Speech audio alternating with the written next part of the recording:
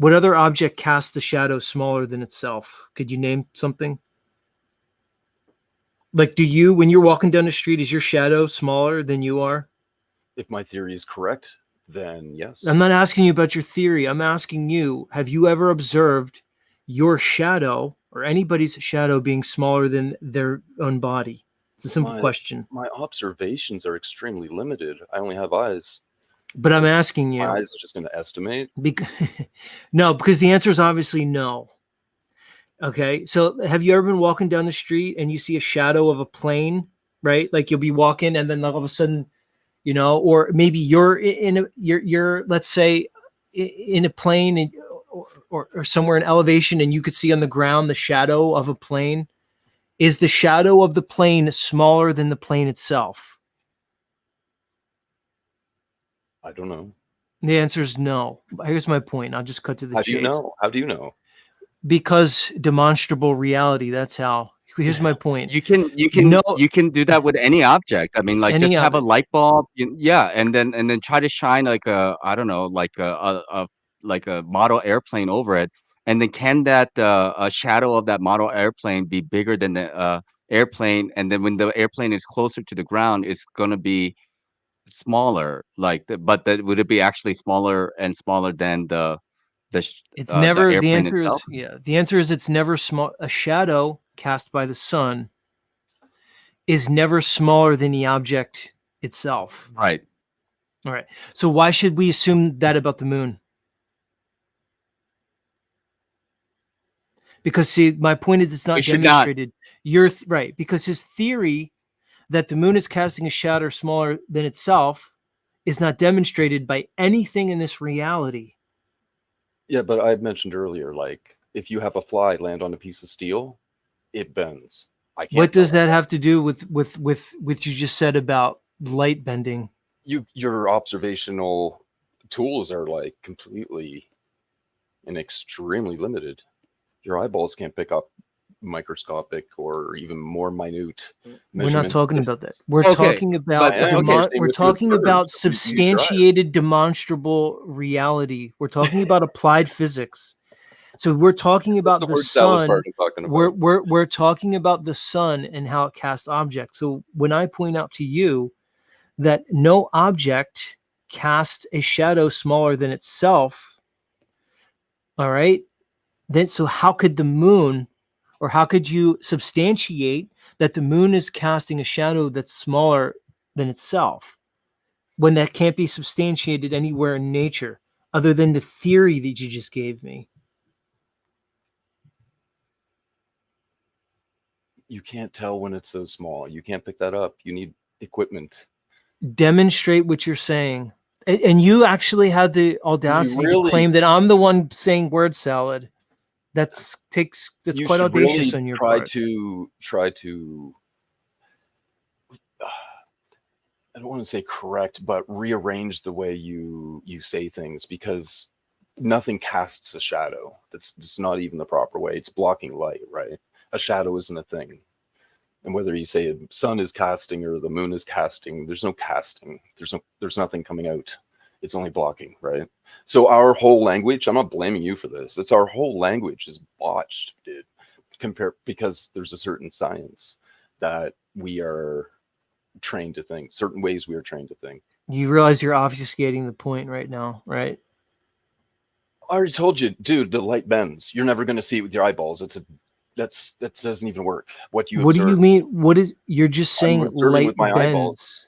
You're saying based on what conditions? You see, you're just making a sweeping generalization saying light bends. Yes, everybody knows that.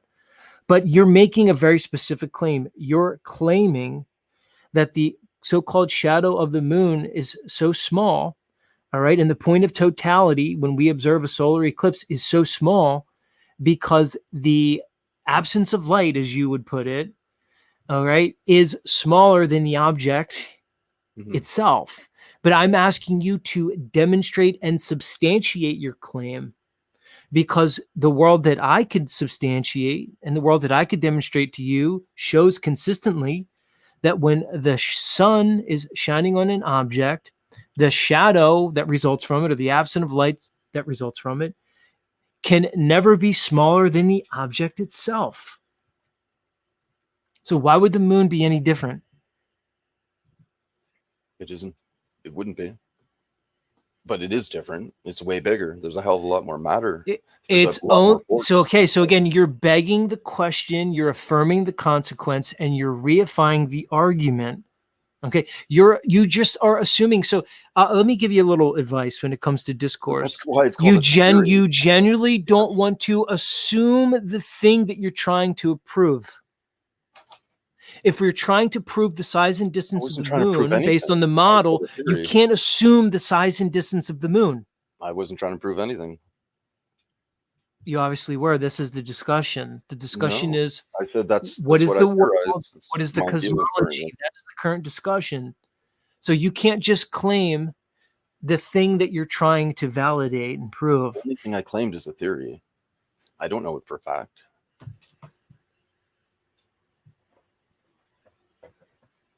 But it's a theory that goes along with everything else in my grand theory that fits and works, and all the puzzle pieces fit together. It only works in your mind because it's completely undemonstrable. You can't demonstrate it. It's non-demonstrable. Your theory about the moon is non-demonstrable. Really? Well, you're free to think that. Okay, so then demonstrate it. When I can tell what is your theory? What is your theory about the moon, Nobleness? What is your theory about it? What aspect? Well, he said it. He said that the light is bending around the moon to show a smaller, roughly 100-mile diameter totality when the moon is apparently thousands of miles in diameter. That was his point. Yeah, the matter is causing the light to bend towards it. It's actually due to dielectric charge, but I won't get into that and what that truly is. But it's because there's electrical. Because we're not capable of being able to understand it. Is that the reason why? No, I can explain it, but my explanation is not the official explanation, right from the ground up. As to what is the So official explanation is gravity, right? Gravity is reality. Besides our consciousness and the information, that's when things get really like woohoo. Like who knows, what consciousness truly is, and that's a whole, mysterious realm, that and the information that goes hand in hand with consciousness. It's what format is consciousness, who knows. Other than that, everything is nothing more than a modality of the ether. Everything. And what does that mean? Everything is a modality is just a different form. Just like you have water, and with the water you could have a solid ice or a gas. It's just different interactions. But that's based on what? Of the ether. Like water can be a steam, and ice based on what? Temperature, right? But that's like we can demonstrate that. We can repeat that with evidence. I was explaining the definition of modality. No, I know, but I mean the word itself. I want to understand what that word actually means according to you. Like everything you said, everything is a modality. Of me using it, then. Yeah, in that context, in the way you're using it, not the word itself. Everything is the way the ether interacts when forces are introduced, and those are the only thing the forces are is movement, force and motion. It doesn't matter if it's light, X-ray, gamma ray, radio. It's all the same thing. It's just at different frequencies. But when things get really high, the speeds of current, and so currents, it's just a medium. It's just like water. It's the best way to envision it. Although water doesn't work perfectly, but it's good for most of it. When you get extreme currents, then they're going to not be able to interact with each other. They're going to keep away from each other. And that's essentially what atoms are. Besides the far north, I can't do it without imagery. But just like a magnet, there's a north and a south. And that's essentially what an atom ends up creating from the wave within, which again is just more force and motion within, which creates currents. And the currents creates what we call a north and a south pole. So where the ether is getting pulled in and where it's getting pushed out. And so you can have things attract if, that north and south things lined up or not, right? Attract or oppose each other.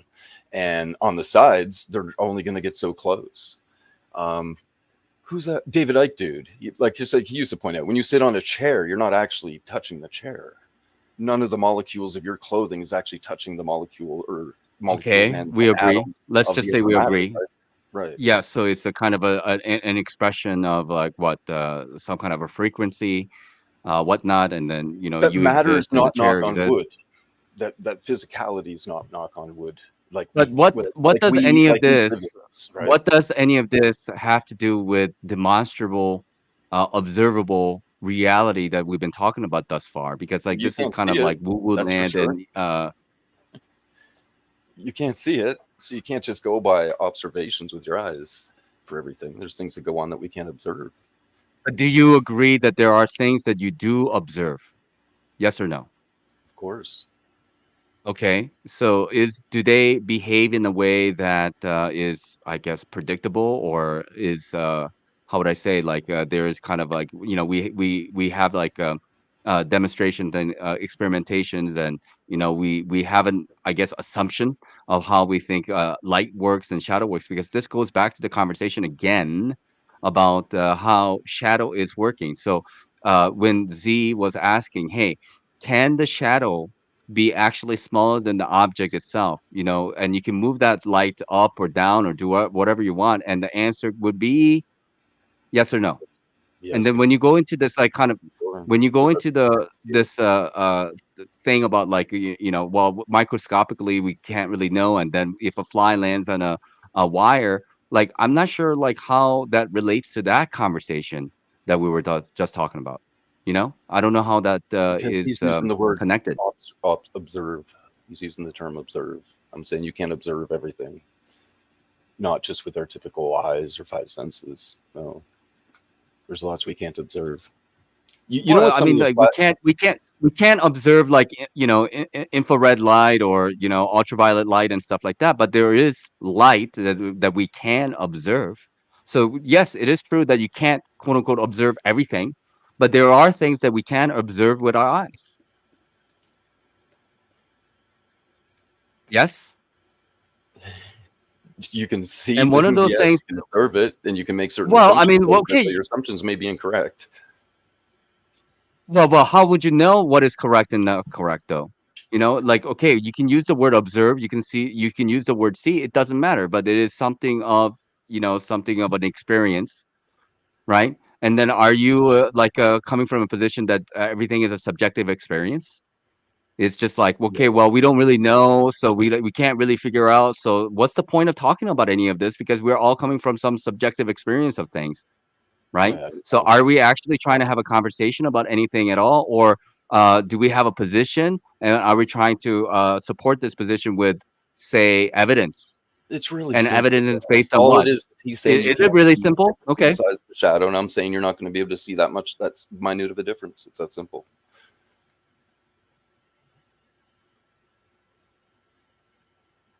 That's it. Is that all? Yeah, that's it. You can't see that much. If you did have a model airplane or something and it had a little shadow, is it not smaller? Assumingly, it would have to be, from my perspective, or from my theory. So, is it? I don't know. I don't have In your this. perspective, the shadow can be smaller than the object. Sure. Mm-hmm. Okay. I guess we can't really talk about it anymore if You know that's what's the case. what it's very much the same as, but actually, the inverted negative and positive charge is the flat earthers showed the great videos. You take a balloon, you put it next to the tap pouring out, and the water pushes away. Do you remember seeing those little clips? Hand in hand with the bumblebee. Remember that? What about it? The water pushes away around the balloon. Like there's Because why? some sort of force. Electrostatic. Right. Electrostatic. Right. Okay, the balloon can be raise your hair up, so it can have that kind of effect on you with the balloon. So what does that have to do with the shadows that we're talking about? So the shadows can be smaller, some microscopically. So you can technically be correct that it could be like a 0.001 millimeter actually smaller than the objects. Thus, you got us that it could actually be a tad bit smaller than the actual size of the object. So I guess The then question is, can it be like 50% smaller than the object? And the answer is no. Can it be 75% smaller than the object? Is no. Could it be 99.99% smaller than the objects? Or It I mean, depends you know, how far away. 0.1%? It depends how far away the shadows being shown, right? So it could be any percentage. No, it doesn't. That's not observable. Is that true, Z, If you or anybody else? if you change the distance from something to the light, does the shadow get bigger and smaller? You can make it bigger. You can make it bigger. We know that. Like a airplane flying up in the sky, clouds, you know, and then the shadows are bigger than the clouds because it's closer to the sun. But you can bring that cloud all the way down to the ground. That shadow is not going to be smaller than the cloud itself. Do you think? Or the right, airplane, and that's the point. or Notch, UFO? is the point is shadows cast from the sun are never smaller than the object. Never ever. And this can't be Never argued ever. with. I don't know why he's trying to argue this. I don't know what I mean, but he's going in all kinds of tangents where it's like a fly landing on a wire that's going to bend the wire. Okay, maybe at a microscopic level, but what does that have to do anything at all about the shadow? That's my question. You're never going to see a difference of trying to do something like, you know, a couple feet or a couple 100 feet apart. It's just not far enough. Or even from the clouds to the clouds is a bad example. There's almost no matter to a cloud, so cloud is going to bend light. It doesn't matter. We're just talking about the shadow. What it can be a cloud, it can be a UFO, it can be whatever object that you want it to be. The question is simply, can the shadow be smaller than the object? Yes or no? Yes or no? Are you going to say yes? The way that you're viewing it is from what? Okay, almost everything in nature doesn't just have one extreme and another extreme. Many things in nature has two turning points, and that's what's involved here. And I can't even get my head wrapped around to explain it at the moment, but we see it all the time. I don't know. Listen, man, I don't know, dude. You're almost too smart for your own good, dude. You're doing the classic trick where you're overthinking things. Too smart for my own good. You're way caught. Effect, so no, yeah, okay. You're way caught up, man, in your theories and the way you think things could be and should be. You're ignoring how things are. Get it? You're ignoring substantiated, demonstrable reality. The primary thing I was taking into account is to what things are changed, and for some reason we don't know why. That's actually the foundation, and that's the Mandela effect. That's where I came from. From there, I had to figure out what the heck was going on in quantum mechanics, particle physics. It turns out they're full of shit. They're full of shit. And they hit all Tesla's shit, and they did it for a reason. And Tesla would agree with most of what I'm saying. But, you know, and Einstein's bullshit. It's just some absolute crackpot shit of theories. And actually, I heard you guys talking earlier. You're completely right. So what they'll do, they'll make a theory. And for one, they'll just repeat it long enough until people all of a sudden start treating it as fact. They did this with the proton because it was only like a few years ago. I was like, when the hell did the proton become a damn fact? Like, what the hell? No, it's just treated as fact now. It's nonsense. And what they'll do is they'll have a theory. They'll be like, okay, well, if this is true, then if we do this experiment, this will be the outcome. And they'll do it and they'll get the outcome. But you see, all the theory's correct. That's nonsense. Who just says there isn't some other way that you could end up getting this outcome other than your model, right? This is done over and over. In fact, it's done in such an amazing way that it was probably pre-planned long ahead of time. Just like the double slit experiment is probably pre-planned hundreds of years ahead of time. If you want me to explain that to what I think's going on there, I will. And actually, I'm not even the one that thought of this. Buddy pointed it out. I'm like, oh my God, you're so fucking right. Dude, you're all over the board, man. Yeah, well. Yeah. I don't think we're going to get anywhere with this conversation, honestly speaking. It just feels like, well, there is no we're concrete just kind of like, we're just talking past each other. Listen, and then if there's no concrete point, model, if there's no concrete point, it could be anything. I'm like, yeah, shit could be anything then. And then he wants proof from me, but you're not going to give me this proof of this weird that we don't know about. What any of us really want is like what? Let's try to meet somewhere where we can meet, but it doesn't seem like we can do it. It's just like anything that we put out there as a possibility to try to, I don't know, concede that this is part of what reality is. you're saying, no, this is not what reality is. Then we need a counterpoint, I suppose, where you say, okay, how is this working? And then, you're saying, You're well, completely like, right. I've there's talked no about that straight a little bit. lines. And then, like a little bit of uh, I guess he left. Well, where were we going with this? I don't know.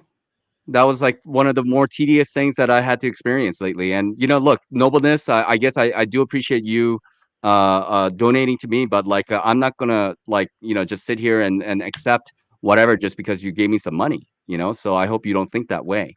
And it's like I'm gonna just call out shit for what it is. And last time we had a conversation, I'm afraid that you were like talking past me though too. So today doesn't seem like anything different. So I'm not sure where we're going to be able to build on this or not. Like as I mean, that's what we're trying to do, to try to get some grasp about what reality is. And you're Mandela affected, and I'm Mandela affected as well. And other people here are also Mandela affected, but that doesn't mean anything. Like other than the fact that yes, we see some supernatural changes, and we don't know what the fuck is going on. That's all I know about the Mandela effect. Well, my take on it is, man, he didn't seem like a bad guy, but we're all trying to make sense of this world, one in which there's endless deceptions, seemingly. So the best thing we could try is to be honest. But it's hard because we have certain beliefs. And that's the hard part, is to get past our belief set. And people don't realize that they're accepting these as fact. And that's the part that's so difficult for many people. So I don't blame people, but it's hard to get by that. And whether somebody's being intellectually dishonest, whether it's That's what I was. purposefully or That's how I felt about this discussion. I mean, like how much can we actually start to entertain with all this before we get to a point where it's like either you're too much of a genius for me, right? And then it's just like way beyond my ability to comprehend, and we're all like looking like we're a bunch of idiots, and then saying like, oh, you're speaking with word salad and stuff like this. I think there has to be some goodwill where like, okay, let's try to meet somewhere. Okay, let's try to meet somewhere. At least that has to be a part of the conversation. Otherwise, like, what are we doing here at all? You know, yeah, I that's how look at I it feel like, about it. there comes to a point where you can concede a simple point to move the conversation further. It doesn't mean you don't have to concede, but the concessions can be made, and it doesn't mean you destroy your argument. It actually strengthens your position because you show yourself to be intellectually, honest to a degree, right? You can concede certain things, because if he can't concede that, the simple thing that objects don't cast shadows that are smaller than the object itself, then I don't know where to go from there. When somebody starts trying to justify the counterpoint when it can't be, then it becomes difficult because it's not. Now, yeah, you can take if you have if you took like a fly and you put a light bulb right now, a huge light bulb right next to the fly, it's going to cast a smaller shadow. That's not what we're talking about. I asked him, when when an object is casting a shadow from the sun, is the shadow ever smaller than the object? And it never is. So why should we assume that the moon would be casting a shadow smaller than the moon itself? Right. Well, I mean, like, that's assuming the moon is in fact 240,000 miles away, and then it's what, like, 1/4 the size of the Earth. I forgot exactly like how big it's supposed to be. Something like It's like 2,000 fourth. miles in diameter, something like Yeah, this. I something don't like remember. that. Something like that. Yeah. So, So, like, yeah. the real question is, or the real statement is, we don't know what the moon is in the sky. That's the problem with these arguments. That's why, as I said, in every flat earth debate, all the opposing side will do is talk about the sky consistently.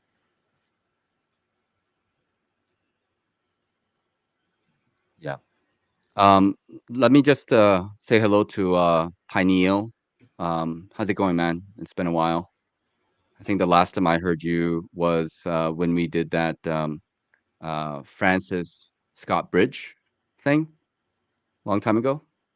Yeah, I think that was the last time. I might have came through for this Eclipse stream or the World War III stream. I think I came through for another one, but it wasn't okay. long. But yeah, I'm just hanging, man. I actually wanted to ask what you guys thought about the whole Admiral Byrd thing. If he's a psyop, I mean, he was a Freemason, right? Is supposedly on record, and which Yeah, I don't really not to trust say it. everything out of a Freemason's mouth's a lie, but what do you guys think of that whole Admiral Byrd thing? I don't fully trust it just because he is part of the military industrial complex and he was a Freemason. So, maybe he was given some information, but I think Thomas has an idea. Thomas, did you want to speak up on that? Well, yeah. I mean, you guys are sounding awfully un-American here. You just can't be tearing down American heroes, right? Like astronauts. You guys are off limits. Right. My fault. Yeah. I think QNF did something on it recently about one of the Arctic voyages and just how staged this whole thing seems, right? Like bringing horses to Antarctica. What does that entail? What are the actual logistics? So yeah, questioning these stories I think is very wise. Don't ever just take it at face value. When you dig into it, it looks like a fabrication. Why? I don't know.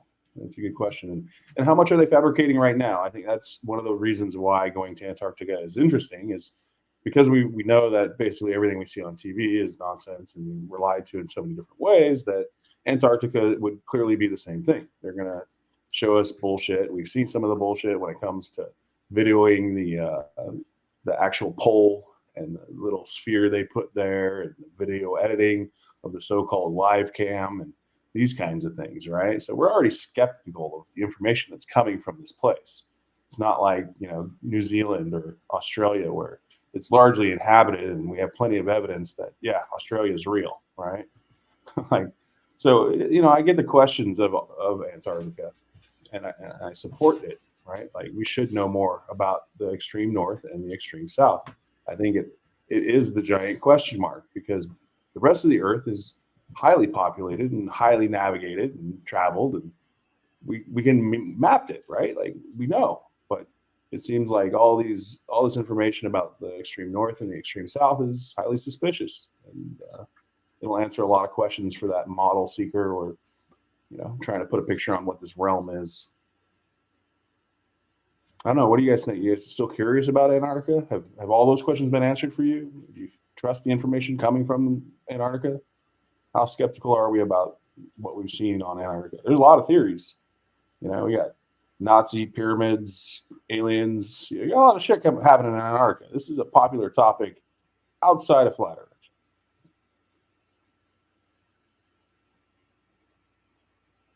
You guys really think royalty is going to Antarctica? Is that a thing? Are people going down there having a good time?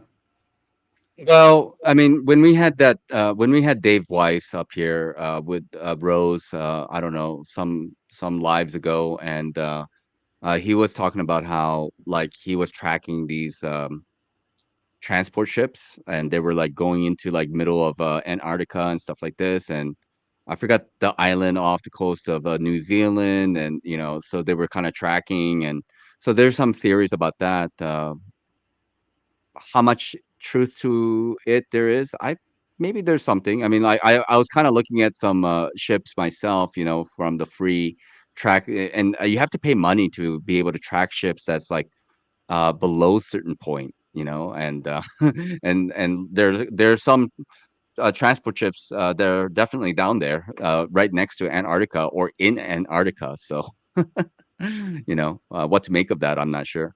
And do I know they're real ships or not? I mean, I have no idea. Yeah, I'll just say this though. It's just pretty strange to me how exploration of Antarctica is controlled and basically restricted.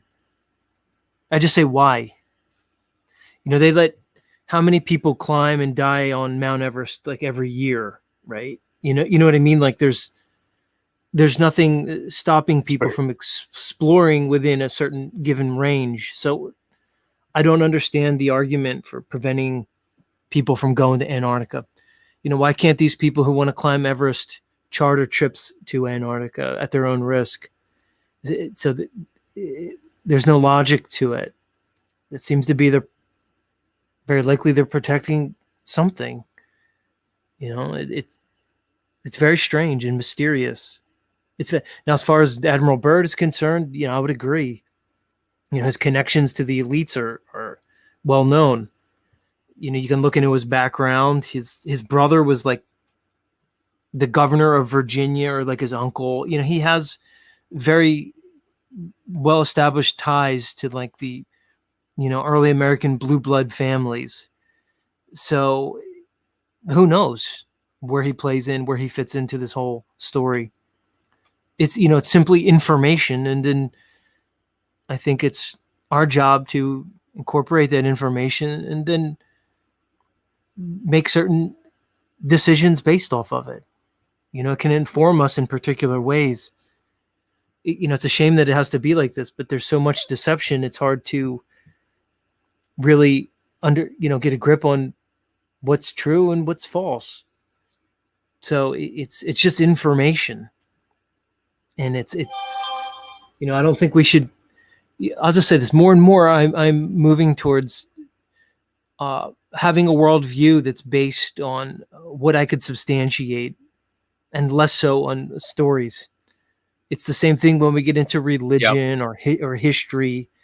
We all have an idea. People paint a picture, a narrative of the history of this world, and what religion is, who or what God may be, but much, if not all of this, is based on certain, let's say, information that was given to us, usually through either a propaganda system or with some type of agenda. So therefore, it's all suspect. But unfortunately, it's very difficult to escape our subconscious, because we hold these things and we create a worldview, and then we identify with the worldview, with the paradigm. And then we're intimately related to the narrative that we've formed regarding our world. And this is the difficulty. And this is why I think humanity has developed through time certain principles and tools that we all can use to get beyond our own subjective experience.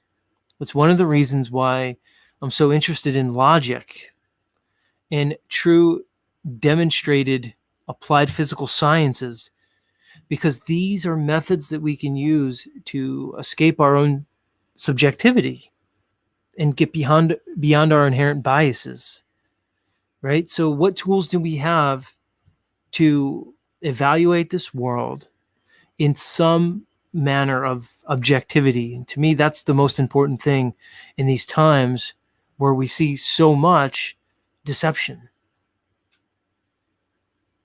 Yeah, 100%. And I mean, we all have some biases. We all can speculate a little bit, and we can admit to the biases we have, but we all have to like get down to the brass taxes of observable reality. And like you said before, like I don't know what the actual map is. And I was asking earlier at the beginning of the stream, what is the official flat earth map? Does anybody know? And like there is no official flat earth map. We have the AE map, and that's kind of pushed around a lot, but actually in reality we don't have one as far as I'm concerned. But like even like after reading the Iron Republic as an example, I kind of found that story to be a little bit suspicious, and I don't kind of look at it as like I don't know. I don't really accept it as at a face value myself. Anyway, I just saw some inconsistencies with it. I don't remember right now exactly what, but then when I start to think about like Operation High Jump, or what is that other one, the Fishbowl, and then the stories about Nazis going down to Antarctica. I mean, like maybe true, maybe not true. Maybe these are just stories to, get us chasing after some things that we can never really come to know ourselves. That's just my point of view.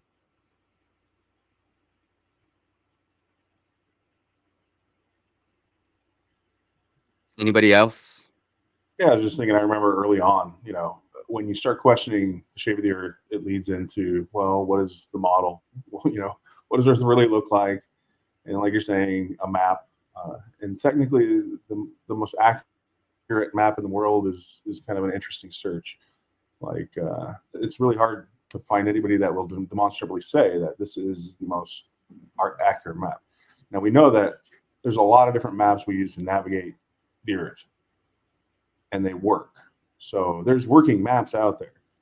And what are the working maps? You can go to, what is it, NOAA, to get ocean charts and look at those maps and how they work and things like that. So you start to piece together the puzzle. And one of the things you find is that no matter where you go, the information on the far north and the far south is questionable. So you ask yourself, where would you want to go? Would you want to go to the far north or the far south to know what it is that's there?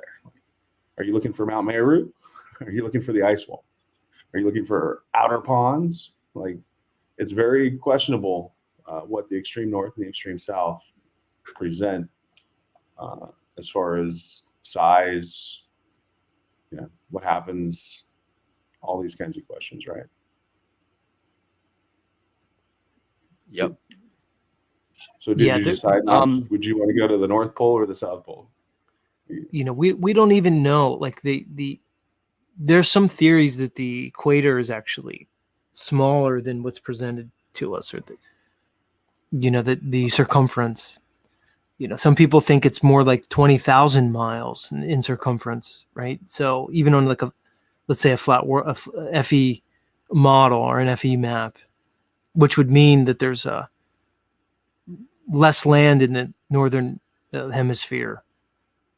It's because you don't know. I mean, when you see the Pacific Ocean and the size that they tell us it is, and specifically the Pacific Ocean, there's a lot of wiggle room there for distance. And that's the thing. It's how many people are out navigating the southern Pacific in a real way, charting it out. You would just follow GPS coordinates if you're in a plane or even in some type of shipping vessel. And there is so much unknown. And that begs the question, why? Look, here's the way I look at it. If we supposedly have multiple probes on Mars, multiple countries that have sent crafts to the moon, we have apparently independent companies in low Earth orbit now with Boeing, SpaceX, and again, not to mention all these multiple countries. Well, how do we not have Virgin Galactic? Right. How do we not have access to the extreme north and extreme south? How is this? See, it strains credibility to me. So we could explore Mars and the moon, but we can't explore right here on Earth, at our own discretion. Something doesn't add up there. And I think that's a big issue for anybody who wants to defend the current globe model, is why would these things be restricted? Why do we need to talk about a few select people going to the 80th South parallel to try to observe what an Antarctic summer would look like? Why isn't that known? Why isn't that already just accepted knowledge that's available for anybody? See, that's the part that's strange.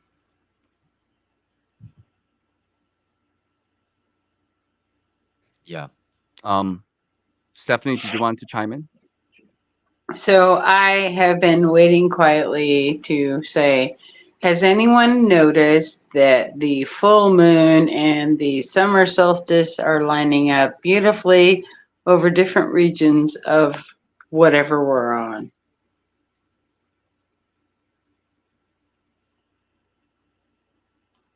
Do you know how often this happens, or the cycle in which how rare it is? I haven't been paying attention myself. But go ahead. Sorry. Go ahead, Thomas. Yeah, I mean, I think that's a legit question if anybody knows. And if anybody in the chat knows, just curious. I'm not aware of how often this happens. I know that all of them happen in cycles, right? And the solar cycle is a 12-month cycle, and the lunar cycle is a 13-month cycle. So what? Once every 13 years? So I don't know. Well, it was a legit question, y'all, because I don't know, but the things I've seen always have this UTC time over this area, and then you got mountain time and central time and wherever the hell you're located time, and it's too damn much math, okay? Because it changes. Changes because it changes with its UTC or its Greenwich or its whatever, and then it shows up as, well, is it mountain time, central time? Because you got to change it all the way going across, so it's really hard to line up anything that's happening. But right now, as far as I can tell, we have the full moon coming in and the summer solstice, and it's over North America. Please check me and see if I'm wrong, but I don't think that happens all the time, and it seems like it snuck under the curtain.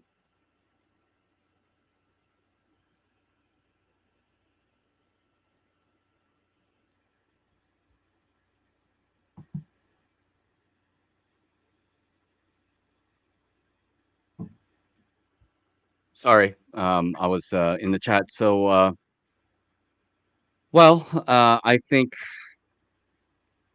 I don't really know. I don't really follow this. I don't follow astrology that much as I used to. When I used to be into astrology, and then I wanted to know where all the planets and the sun and the moon, what they're doing, but I don't watch hardly at all what's going on up there, to be honest.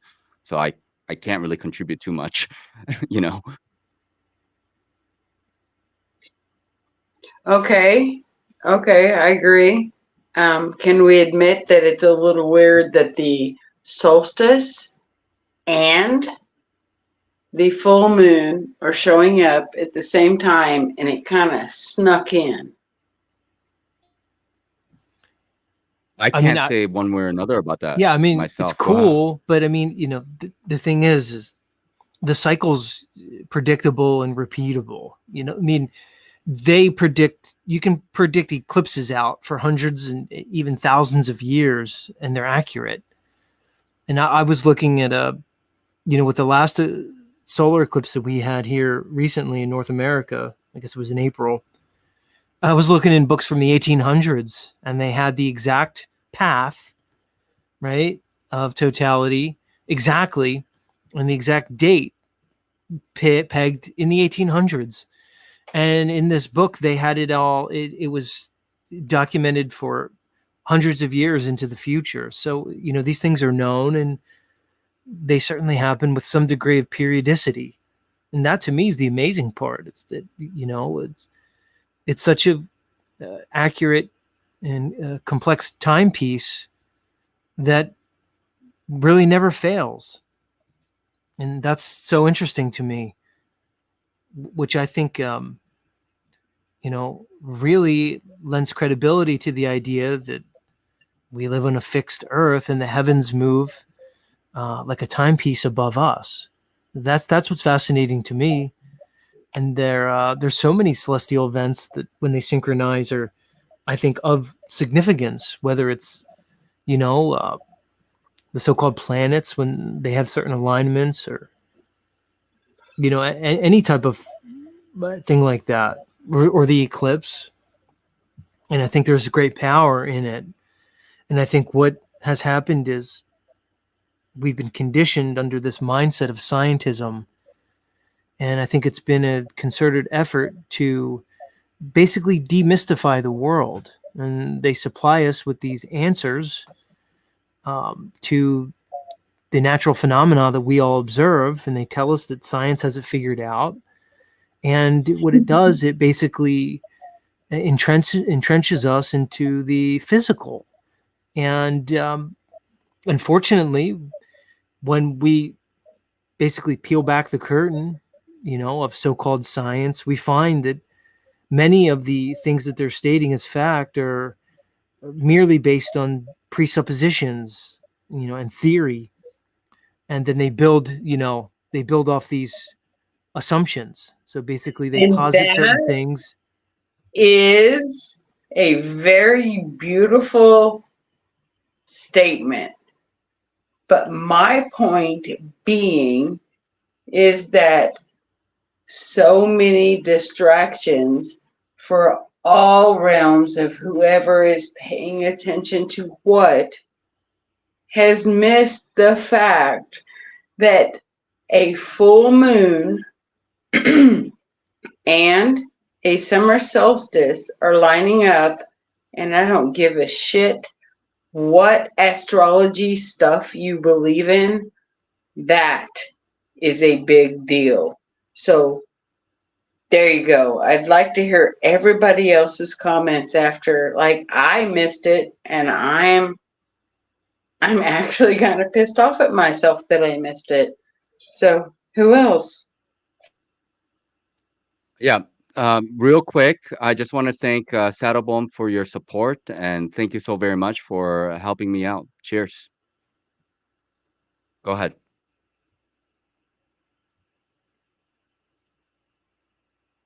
I mean, I don't have much to say on it. Then, I wasn't aware of it until, I guess, today too.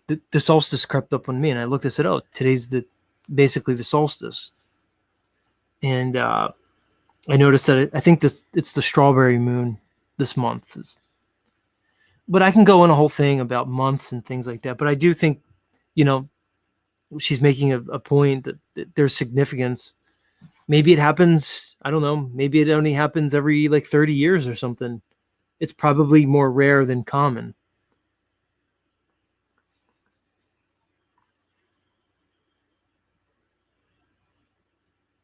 The moon's what does it interesting. Mean? Go ahead. Well, I mean, yeah, no, that's fine. Stephanie, what do you think it means though? In your personal perspective, and I know you're kind of asking what other people are thinking about the whole situation, but do you have any thoughts on it, what it means and anything like that? Well, here it is. I'm not a huge astrology follower and or a sun and moon through the sky person, but I definitely chase me some eclipses. I've got me some special made glasses so that I can definitely see the eclipses without sun vision problems. And I just thought that it was really strange that this particular lineup, come on, ready? It is a summer solstice and a full moon. And where have you heard it leading up to? It's right now. It's happening now, as we speak. So did you hear the lineup? Did you hear it rolling into happening? Was it something that was in your radar? That's my final question. Did y'all see this one coming? Not I, no, but I can definitely, I know people who are into astrology in various schools, and I can certainly kind of, sniff around and see what's going on. And, people who are following kind of this Vedic system as well, so they have a calendar or an almanac to talk about all the different festivals that's or specific times. It's all there. I don't really follow it. I'm kind of focusing my attention on other things at the moment, but I know how to gather this information, so I'll look into it and try to report back. I'm just saying the whole summer solstice and full moon lineup is kind of a amateur thing. why was it missed? People are distracted with a lot of information that's out there. You know, there's so much stuff. I mean, we're like almost deluged under too much information, I feel, and just try to sift through what is like real and not real, and what is important and not important. That's already kind of a daunting of a task in itself. So I think it's not so unusual that we could have missed it, but that's just my perspective. I can, you know, categorically say that really wasn't paying attention at all what was happening up in the sky, you know. I actually posed the question because I'm a little upset with myself that I missed it, because I'm a big sun moon follower. Like, until recently, I did purchase a lot of the Franklin. Well, okay. Sorry, Stephanie. You got me curious. You got me curious, so I looked it up, and it's saying here that the summer solstice coincides with the full moon, creating a rare celestial event. The full moon is often called the strawberry moon, which will reach peak illumination Friday at 9:08 p.m. Eastern EDT, but will appear full beginning on the Thursday, which is also the summer solstice. And this delightful alignment occurs approximately every 19 years due to the metatonic cycle, where full moons and other lunar phases are roughly the same calendar dates. Right. The same cycle as the eclipse. Yeah. It's a 19-year, the moon cycle is a 19-year cycle. That makes sense. But which, by the way, has been known, like, you know, throughout antiquity. You know, when people try to argue that it's the modern technology and you know, let's say astronomy and heliocentrism, they'll try to argue that that's the reason we know about eclipses and full moons, but it's not. These things were just known. I have a question. My question is that, are you all in this panel above average on the solar and lunar cycle, and did you know that it was coinciding today?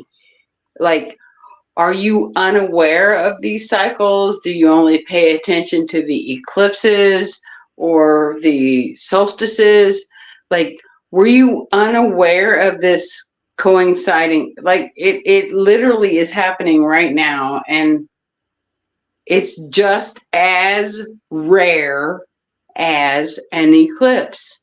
So here's my thing. It's been obfuscated.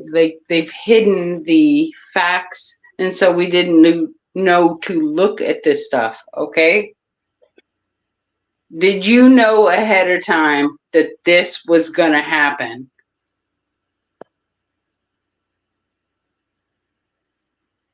Like I said, I did not know. I was completely unaware. So that's me. I was completely ignorant to it, and unless somebody brought it up, like yourself, I would not have known.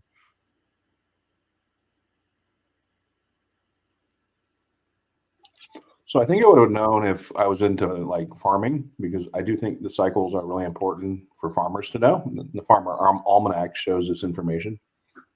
So yeah, I know that this isn't part of the education anymore, the cycles that the sun and moon do, right? They're not teaching that. So most of us are unaware because it's not in the public eye too. So yeah, maybe it is relevant information as far as celebrations we used to do, cultural celebrations, or, you know, acknowledging the grand creator, right? But I don't know how much of an influence it would have on my to-do list, I guess is the point there. But yeah, I think it's one of those things that, yeah, not so obvious why it matters. We don't know, like, why does it matter? But it happens routinely, and there's a significance to the routine of what's happening here on Earth, right? Like, there's a reliability, and once you understand there's a reliability to what's happening in the sky, you don't fear it, right?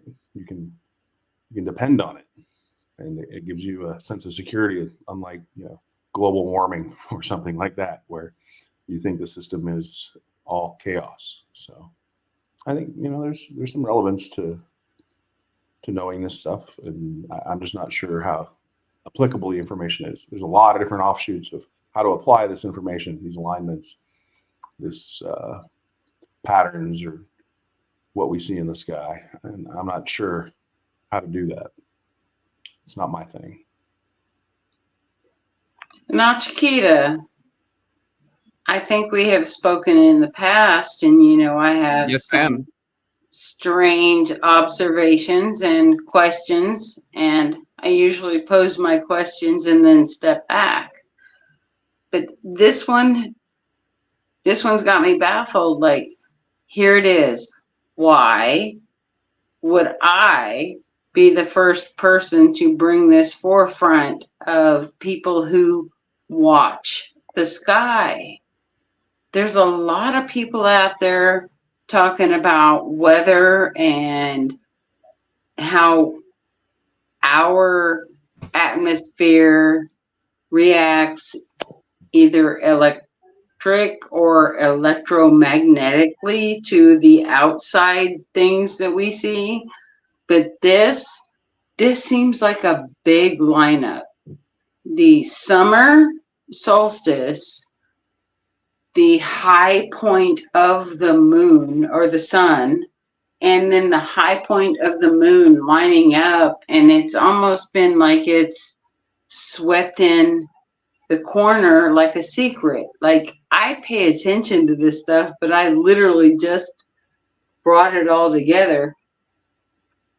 So the high point of the summer and the high point of the moon are meeting now.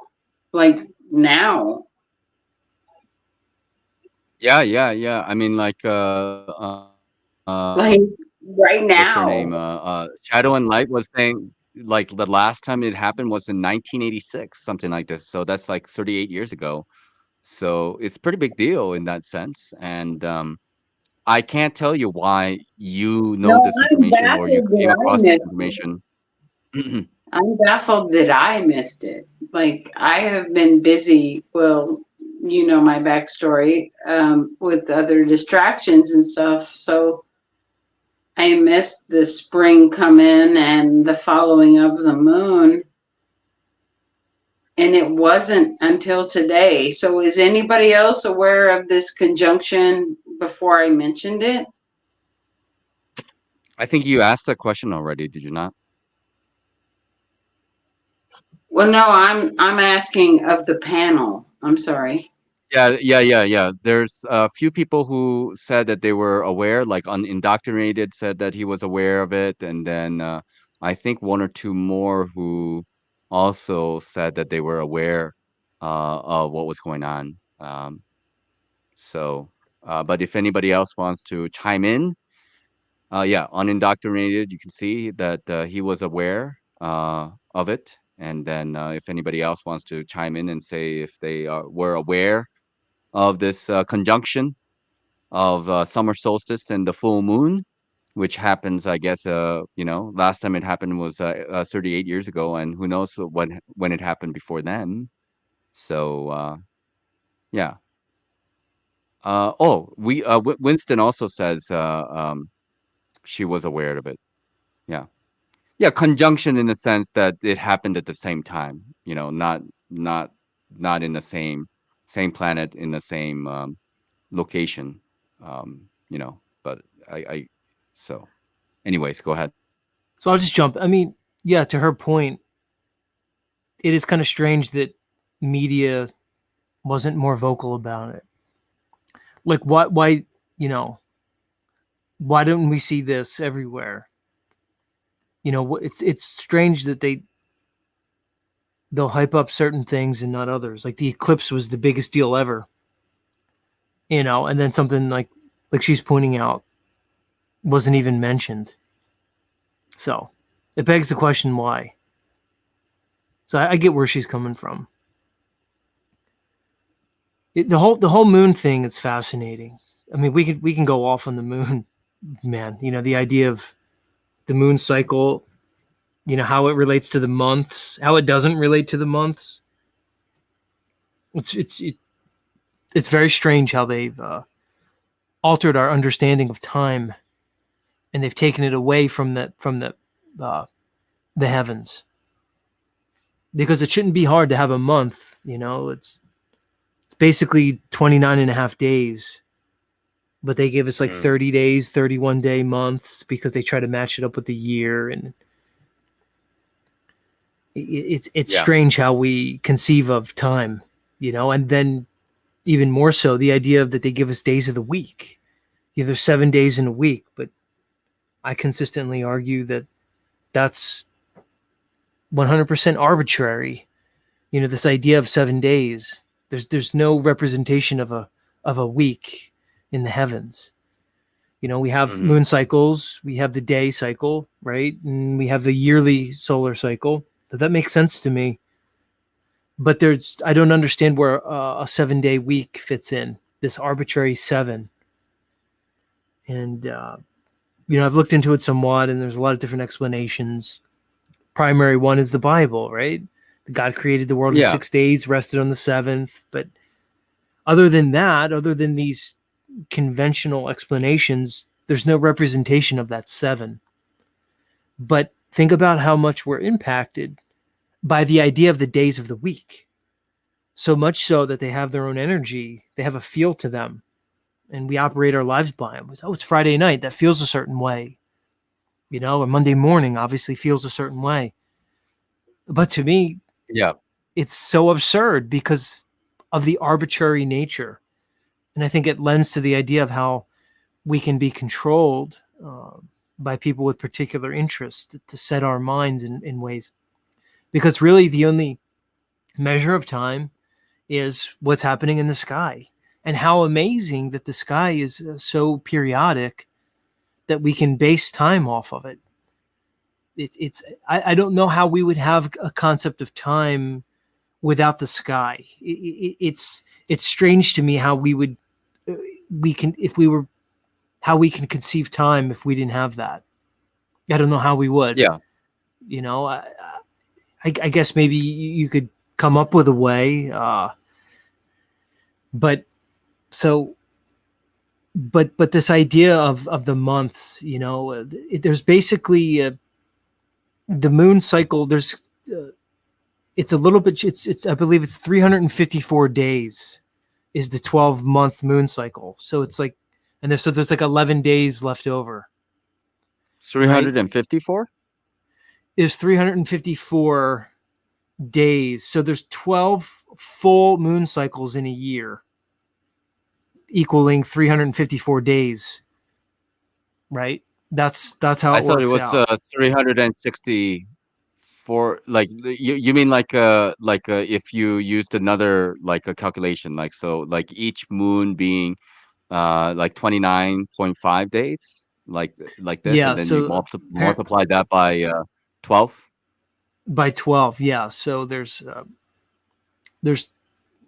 12 complete moon cycles within one solar year, right? And then there's 11 days left over. That's why every couple of years you'll get a true blue moon. You'll get 13 full moons in a year. That only happens every few years, which was the original blue moon. So if you have it has to fall in a particular way. But there's only 12 complete moon cycles. Mm-hmm. So it's that's how you get the 354. 354, correct. 354. Yes. So that's if you look at like the pagan religions and the way they would, the lunar year is 354 days. All right. And then there'd be 11 days left over. And they would, celebrate that as something else. So just to clarify for everybody, it's like what Z is talking about is 29.5 days of average, and then you multiply that by 12, and you will get 354 days because the 0.5s there will be 12 of them, so that will be 6 days, and you add that for 290 plus 58 plus 6, and you get 254. Yeah. Like people say there's 13 moons. There's not 13 moon cycles. That's a common misconception. 354. Yeah. People commonly say there's 13 moon cycles, but it's actually closer to 12 with the 11 days left over. Right? But again, you can get 13 full moons every few years. And that's the blue moon. But as far as complete moon cycles, there's 12. So this is where things get, and as somebody mentioned, there's I think the metatonic cycle where every 19 years it'll reset. So it synchronizes back with the solar cycle every 19 years. So yeah, pretty cool. Oh shoot, I forgot what I wanted to say earlier. It escaped me. Sorry. Continue. I don't know, but maybe it's about the days of the week. That's the big thing, because people argue that. Oh, yeah. The 7 days. There's a lot of 7 motifs out there. The 7 chakras, what somebody was talking about, and they say there's 7 different types of heavens, and each day, of course, is associated with a planet. Right, sun, moon, starting with Sunday, Monday, Tuesday is associated with Mars. Wednesday is associated with what's it? Wednesday is what planet is Mercury is Wednesday. Thursday is Jupiter. Friday is associated with Venus. Saturday, of course, with Saturn. So in the Vedic system, minus the Rahu and Ketu, all the planets are accounted for. So that's all associated with the 7 days, and there's probably other 7 things that I'm kind of forgetting at the moment, but yeah, 7 seems to come up quite often, more often than we may think, so I don't know.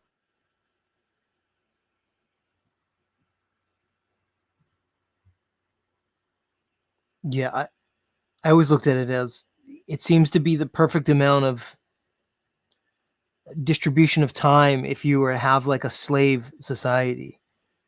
You basically have 6 days of work and then the 1 day of rest. And to me, it's very efficient in that type of dynamic, right? If you had a group of workers, indentured workers, and you needed to maximize their efficiency, you'd have to give them some rest, whether it's a day or two.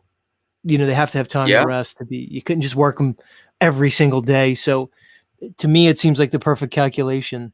You work them 6 days or 5 days, and you have a day or two of rest, and you get them right back to work. And then we just all adopt the mindset. We just adopt it for them.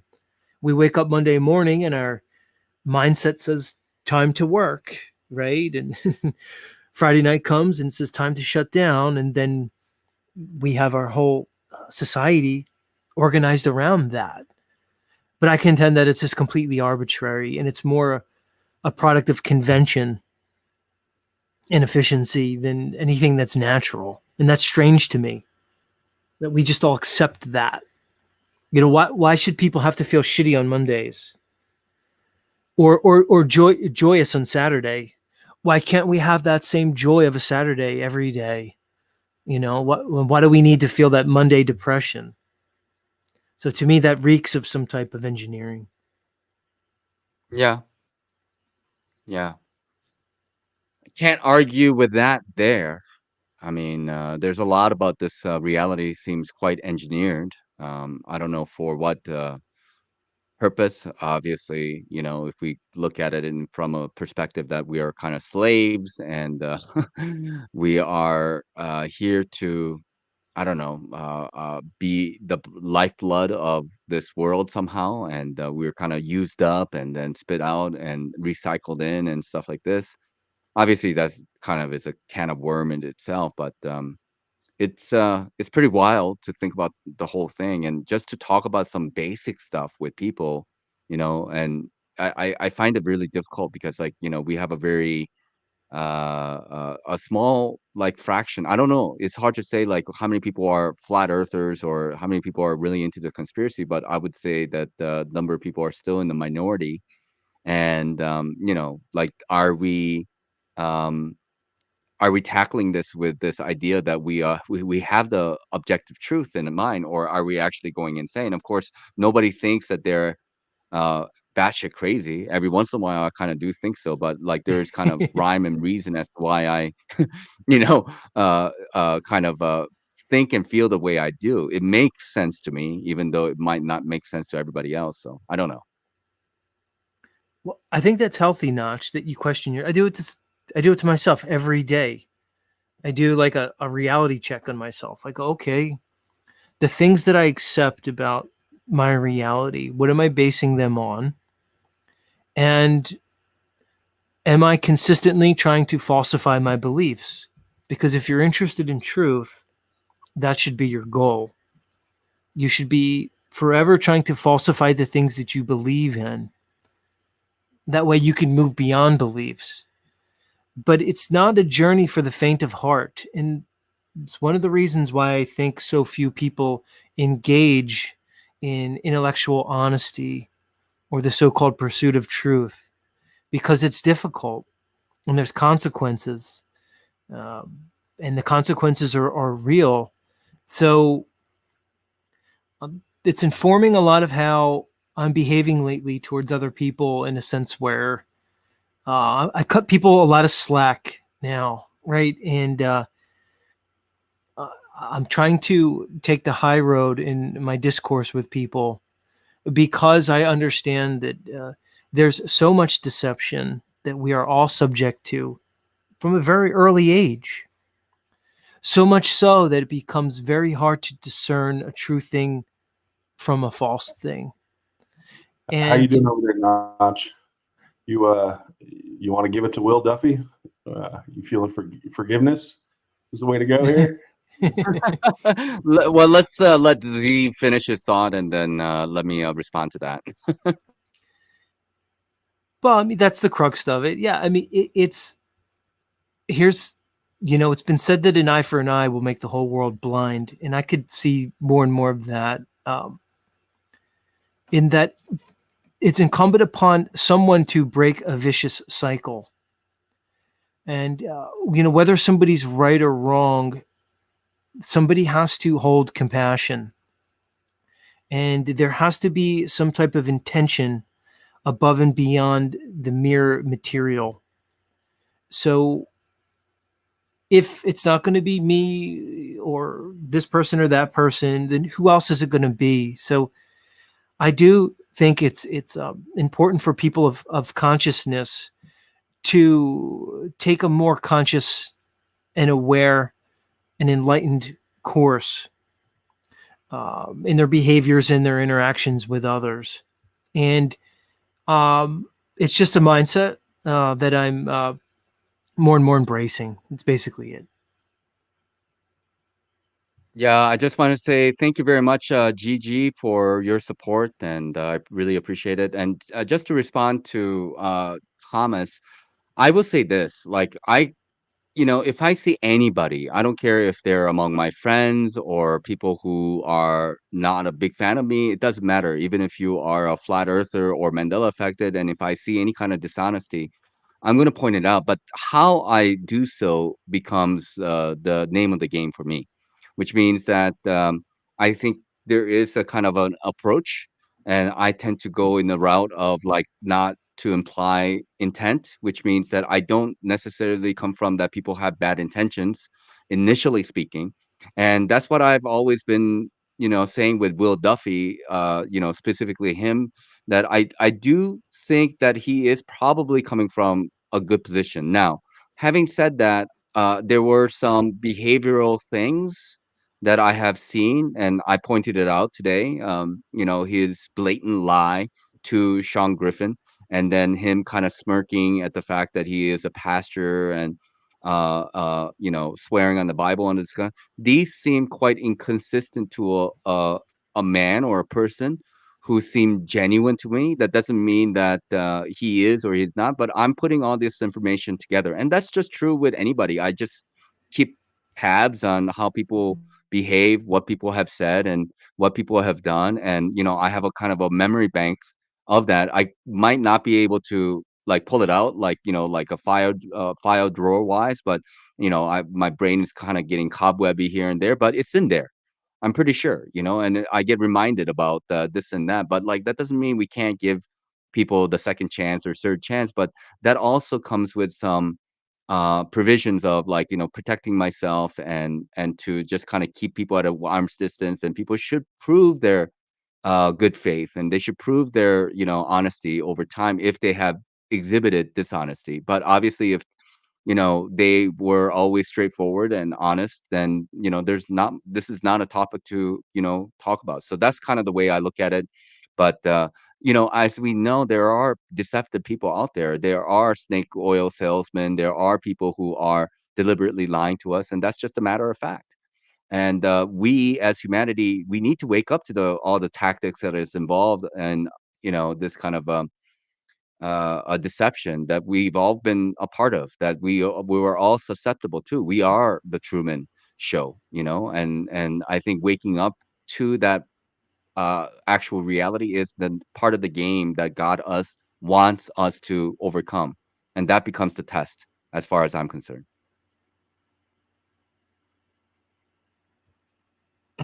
Yeah, test your patience, right? Like all these lies, all these liars, so many surrounded by them. It's rather annoying. You get on your nerves, and you think about these different things that have come up, like Mad Mike and shooting himself up in a rocket and killing himself. Right? I mean, right? It's crazy. It's crazy. I can't tell you how many people that don't know anything about flat Earth know about Mad Mike and his rocket adventure.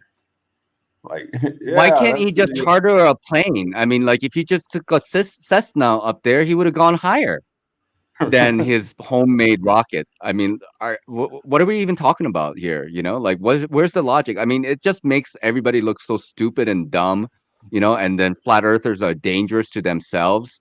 I mean, we should be in like insane asylum after Mad Mike. That's what it seems like to me.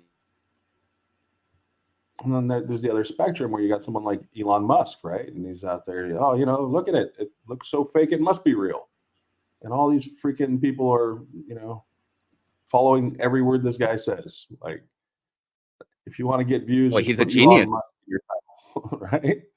He's the head of like SpaceX and Tesla and whatever else, 10 other companies out there. And, he's naming his kids like XYZ1127 or whatever. I mean, he's an eccentric guy, and he likes to wear a Baphomet suit and go around to parties. And now he's streaming online, playing video games, Diablo. Like, okay, that's the guy to follow. And we can't forget about, the great American hero, Bill Gates, right? The ultimate entrepreneur, from out of your garage to billionaire. Like this guy is, great American hero. Like, the point is that everywhere you look, it's like just so depressing that people haven't stepped up and said, "No, I'm not going to play this game." Whether it's NASA astronauts, or presidents of the United States, or even locally, you've got scams happening everywhere. I always laugh how many views these guys get that are busting scammers, right? I don't know if you've seen this YouTube phenomena, but it's a phenomena. Like millions of people watch these scammers get busted. And if you're in America, you've experienced that. You've experienced someone email bombing you, trying to steal your money, or cold calling you, trying to steal your money, or, there's just so many forms and fashions of it. It's really hard to not always be on the defensive and not to get emotionally like charged by it. Like, some people, this Duffy guy is really getting under their skin, right? Like, if you're a flat earther, from right off the bat that he's not proving anything to do with flat earth, and he's claiming that it does. It's like, F you, man. Right? So, I just... Well, he can claim whatever he wants, right? And he could be genuine to those claims, but we can still come from a position that it's not necessary, again, to go to Antarctica, and it's not necessary to send people and spend $70,000 to send 2 people. So, again, we can hold our position. They can hold their position in whichever way they want, obviously, and they are. you know. But what the problem is now is that like the flat earthers, like especially the big names, are entangled with that um, prospect or that offer. And now what happens is that you know, like going is not going to be good, and not going is not going to be good. So they kind of got set up like a pretty clever trap for the flat earth community. And now it's our job to think through how to best maneuver this. You know, what are the conditions that, you know, if we're going to accept an offer, we have to give them like kind of like some conditions about those offers. Again, I think that's the best way to go about it, you know. Yeah, I don't know how to entertain it or address it. You know, as you know, from one perspective, there's no such thing as bad publicity, right? I don't blame anybody out there trying to get the word out, exploring the different languages that they can use to get attention. No doubt, flat Earth has been used to get attention in a lot of different ways, right? Like I was surprised to hear the president say it. Like, what's he talking about, flat Earth? Like, who, what, huh? You know, the idea that the term itself triggers people. I remember Joe Rogan using it on his program, flat Earth, flat Earth, flat Earth, and he would poo-poo the hell out of it.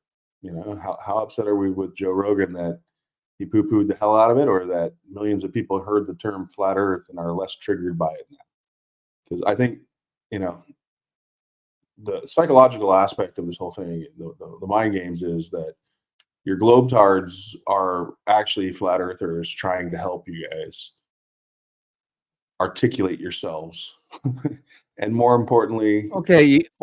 you know, find a way to have a position, right? Like they challenge you. Yeah. Well, I mean, that's a positive. Yeah, that's a positive way to look at it. That's for sure. I agree. Right.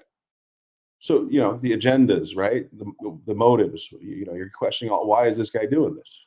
Why is he lying? No different from how narcissists and you know, psychopaths are here to make you stronger, you know, and make humanity a stronger individual. All these dictators who have, you know, slain millions of people, you know, they're just making humanity a little bit tougher, you know, like you know, take that spoonful of cement and harden up, everybody. Well, yeah, and that's why it's hard when you know somebody's lying and you know they're lying and they know, you know, they don't know they're lying. That's the hardest one, right? When you know that they're intentionally lying and you can just discern that and they admit it, right? Now, are you of the heart of forgiveness? Like, or are you going to hold people accountable? Right? That's the position we sort of find ourselves in as truthers, is who are you going to hold accountable? The people telling you to put on the mask? The people telling you to get a, you know, a jab? Like, who's accountable for lying to you, to your face? I just think heads on spikes is something that we should kind of like, you know, make that great again. You know, this is just my position. And then you know, I think we should bring back this idea of drinking wine out of the skulls of your enemies is also a good policy as well. You know. You know, there's great debate behind you know, taking of life, even for people that so-called deserve it. Like, do we have the right to take their lives? I think it's a fascinating thing, right? The Bible talks about eye for eye. As he commented, well, everybody was blind, right? But are people really taking people's eyes? I don't know.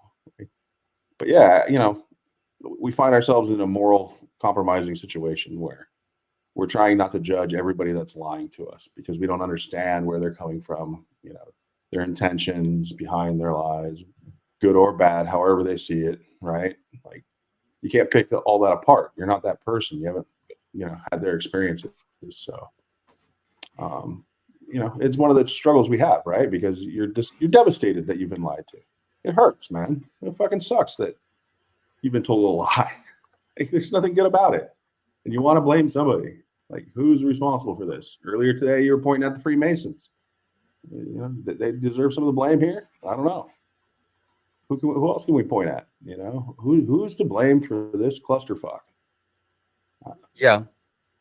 I was pointing out the Freemasons mainly because I just want people to be understanding that they have a sworn like oath to the Freemasonry, and then afterwards they can swear to the Bible or the Gita or whatever else. It doesn't matter because they've already sworn to the Freemasonic lodge, and that comes first for everybody. So that's not to say that I believe that Will Duffy or anybody else is a Freemason, but it's not enough, at least from my position, to say that that is going to be legit. That when he says that he's not a part of a three-letter agency or a secret society, liars are going to lie. So that's, just because they swore on the Bible or the Gita or whatever scripture, liars are going to lie, is what my point was with my presentation. That's really what I wanted to get across for everybody.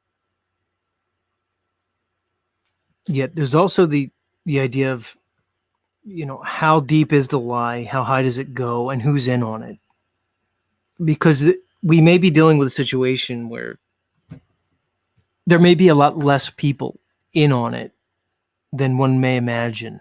For instance, it's, to me, conceivably possible that Elon Musk may actually believe that he is who he's portrayed to be. Well, that might sound crazy to some people, but he may think he's actually sending missions to Mars and that he's docking with the ISS with his SpaceX.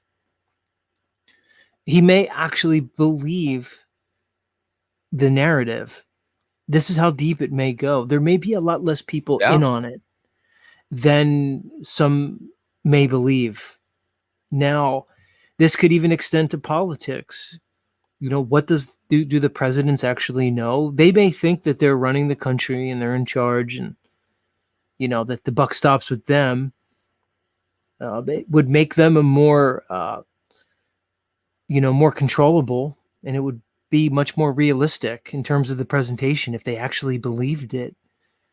Is it possible they're mind controlling these astronauts? Do they actually believe that they're going to the moon and in space? It may go so deep that we don't, or it could be the opposite.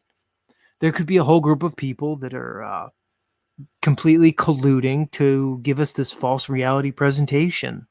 They may not even be human as such, because I have a difficult time believing that so many men and women, true mankind, could actually be perpetrating such lies, because it would take such a degree of psychopathy. Right. That to me, that strains credibility. But see, I don't know. I'm not them. My mindset says it's more of a spiritual issue here, and that people are being influenced on a energetic, mental, and conscious level to behave and act in the ways that they do, and that at some point they become compromised in certain ways that prevents them from coming forward. For instance, I believe that most doctors enter the field with some type of noble intent. They want to help people. They want to do something positive with their life. But it's only after they're invested, after they have these worldly possessions, that then they at some point become compromised, and then that they maybe then in some way sell their soul, right? And then they'll just recommend, let's say, medical procedures that maybe aren't the best for people, and sometimes evenly knowing so. It might be the same thing with these Masonic organizations, because we have to understand that when you enter these secret societies, there's a tiering to it, and you may enter with good intentions. You may join your local Masonic hall thinking that you're going to help with some charities, and maybe it'll help you with your business or in your social life or whatever it is. But it's only through progressive, stepwise action that they move towards these higher levels. And then at some point, they're so ingrained in it that they become compromised. And the cost of leaving or exposing becomes too great to these people. So it's to me, it's a very complex thing, and it's only explained on a spiritual level to me, on a metaphysical level, on a level where we can look at this reality as conscious, as mental, as etheric, as astral, the different planes of reality. That's how it only makes sense to me through that lens. If we look at this world as strictly material and dichotomous, I have a hard time wrapping my mind around the deception, because it would have to involve such a degree of conspiracy that it's hard for me to justify. And I think that's why most people reject so-called conspiracies, because they look at the world through their particular bookends, right? They have an idea of the world, again, their belief system. Based off their belief system, they're trying to put the pieces together in this world, and it doesn't make sense. So they understand the grand magnitude of the lie, and because they can't conceptualize how big a lie it would take to perpetrate the deception, they just dismiss it outright. But that's not right logically, because it doesn't matter how many people lie, how emphatically they lie, it still will never make a false thing a true thing. And that's the problem. And that's why I'm so intent on logic, because if people can look at the world through the precepts and tenets of a logical mind, they may indeed be able to sift through the deception and realize that rationally, the things that are being presented to us don't hold up. Whether it's the cosmology, the science, the history, the religion, these things fall apart when you look at things with rational discourse and logic. But again, we are emotional, and I think they use our emotions against us, because it's our emotions that enable us to survive in this physical world. We need to be trusting in a way. We need to bond with people emotionally in a way, and that makes us vulnerable. It also makes us very strong, but there's a vulnerability when it's exploited, and I think that's how they do it. They play on our natural state as emotional beings, and they use that, and they take trusting people and they make that a weakness for exploitation. Absolutely. No different from narcissists taking advantage of somebody who is empathetic, but lie big, lie often, and then maybe a few percentage of the population will figure it out, but they figured, well, it doesn't matter. We got 80-90% on board, and they themselves is what, like maybe 5% to 10% who is like kind of in their paycheck, and other percentage of the people are kind of like emotional, you can say, and they are under the presumption that, well, no organization could lie that big. Not everybody could lie about the shape of the earth, and it's just too big, to wrap their mind around, and then so they just kind of dismiss it as like not a possibility. And because they just dismiss it as a not a possibility, then in reality it is. So I wonder to a degree that they have things kind of well calculated themselves, like the people who are deceiving, that they know that, it's kind of like, a farmer, like raising crop. They're like, "Well, yeah, we're gonna lose like 5 to 10% on the with the bugs and bad weather or whatnot, but we're gonna still be able to produce enough to make a profit," kind of deal. And I kind of think that they kind of look at humanity in a similar way, that they feel that they got everybody kind of figured out well enough. And yes, there are going to be people, for whatever reason, that they were not going to be on board with whatever that we are going to be pushing, but there are going to be enough people who's going to be on board with it that it's not going to really make a whole lot of difference, so far as I'm looking at it. Anybody else want to chime in on this thought? Yeah, I just think about containment, right? We're talking about scale, scope, size of these organizations that could be responsible for this. We just look at events, events such as the moon landing or the Apollo program, which is nestled within the government, right? Or something like the recent, virus thing, which it really wasn't a government-led program. I believe the CDC is considered independent and media propelled, right? Government sort of threw up their hands and were like, I don't know, what do you guys want us to do? We don't know. We're not the specialists, and we had these, speakers that sort of came about, and diabolical things happened. A drug got passed without any testing. Like, wow, that's amazing. Things that we didn't expect. We thought perhaps the government would be more in control over. They weren't, right? We're waiting to hear from pharmaceutical company A and B on what the best thing to do here is, right? this is the amount of, whatever we're going to do. So yeah, just the reliability of the information and how many people are involved in the distribution of it. How far does it go? And all valid questions, and each event is different, right? Like the Vegas event or the Boston event or whatever event you want. Sandy Hook, we can talk about Alex Jones getting sued like for billions of dollars. And the idea of free speech, right? Like we get these stories, the Alex Jones one and the free speech thing, right? Like he can't say what he wants about anything, like school shootings. That's interesting. But this goes back to like Tom Brokaw on 9/11 getting anthrax, right? The only unsolved terrorist attack in American history. So, the idea of there's an opposing power to squelch the truth is the other aspect of this too, right? Like, are people really going out there trying to squash Nachiketa because he's got 100 viewers or whatever? Like, at what level does Nachiketa get squashed? Like, how many do you need, Nach? Have you figured it out yet? When the big boys are going to come calling? I have no idea, and it doesn't really matter because I don't know if I think there's a combination because like obviously within the totem pole of like YouTube quote unquote like truther people, like they're obviously people who's got like 10 times 100 times, like I mean look at David Weiss. I mean he's got 100,000 subs. He's like 100 times bigger than I am. Archaics is like 100 times bigger than I am. I'm like nobody. Like what will be the point? What's that? And so you're waiting for that Alex Jones call. You just need to tenfold and you're at the table with Alex.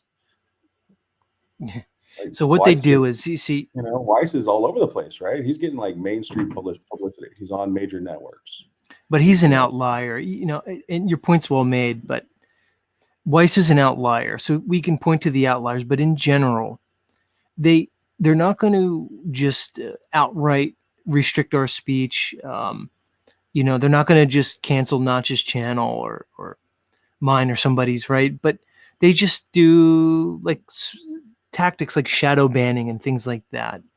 Because once you're not pushed in their algorithm, they just create these echo chambers. And that's what I've noticed on these platforms. Is people who are already acquainted with the information, well, they'll find a channel like Nachiketa's or mine or others like ours. But for anybody outside of the bubble, they're really not privy to the information because the algorithm's just going to push something else. And this is easily proven. If you go and you watch let's say a Flat Earth channel, just watch what's recommended as the next video. And I had a conversation with Jaron not long ago, and there was a time where there was no restrictions, at least on YouTube, regarding the Flat Earth topic. And that's when you saw Jaron get all his subscribers, or whether it's Mark Sargent or even Weiss, anybody who was on the topic in the early days, well, they had the advantage of the algorithm. If somebody searched Flat Earth and they watched a video, the next recommended video would be like a Jaron or somebody else. That doesn't happen anymore. If somebody watches one of my videos on Flat Earth, they're not going to recommend like a Nachiketa or somebody else after. They're just going to give whatever, the algorithm's going to push to take them off the trail. So this is the subtle ways that they use to suppress the topic. They just kind of squash it. They keep it away, and then it becomes an echo chamber. The real question is, how can we break the echo chamber? And that's where I am. And, so many people even today here on your show, Notch, they're asking, like, when am I going to stream and where have I been? And the reality is I don't want to come on for hours and hours and hours each week and each day and talk to the same echo chamber. I want to have creative ways to expand beyond that, because I think we're playing into we're playing into the control matrix by doing so.